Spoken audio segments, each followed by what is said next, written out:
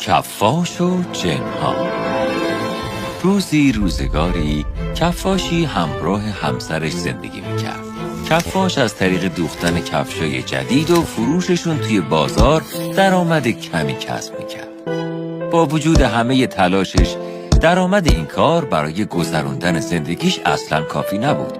کفاش و همسرش روزگار سختی رو میگذروندن. در نهایت روزی رسید که کفاش هیچ پولی برای خرید چرم برای ساخت کفش نداشت. تنها چیزی که توی کل مغازش داشت یه تیکه چرم خیلی کوچیک بود. این شاید آخرین شانس من برای ساخت کفش باشه. من بهترین کفش رو با این چرم میدوزم. اون مثل همه عمرش نشست و مشغول کار شد و اون چرمو با دقت کامل و با وسواس خیلی زیاد برش زد. تا غروب کار برش تموم شده بود و چرم آماده تبدیل شدن به کفش شده بود. شب شد و اون چرم‌ها رو روی میز قرار داد. برای امروز کافیه. فردا کارو تموم میکنم. در کارگاهشو بست و به خونش رفت.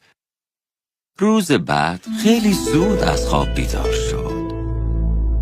خداحافظ عزیزم. امروز آخرین روز کار منه. به زودی همه چیز تموم میشه. نگران نباش عزیزم، خیلی زود وضع بهتر میشه. ناامید نباش.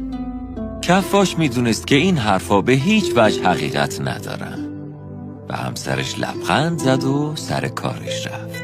وقتی درو باز کرد با صحنه‌ای باور نکردنی روبرو شد. یه جفت کفش با رنگ خیلی زیبا و دوختی کاملا بی‌نقص روی میزی که چرم روش قرار داشت ظاهر شده بود. چطور ممکنه؟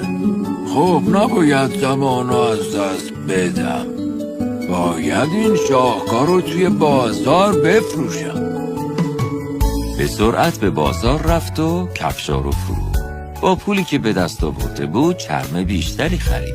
در تمام روز اون توی کارگاه مشغول بریدن چرما شد تا کفشای جدیدی بدوزه. در پایان روز کارگاه رو تعطیل کرد و چرما رو روی میز باقی گذاشت.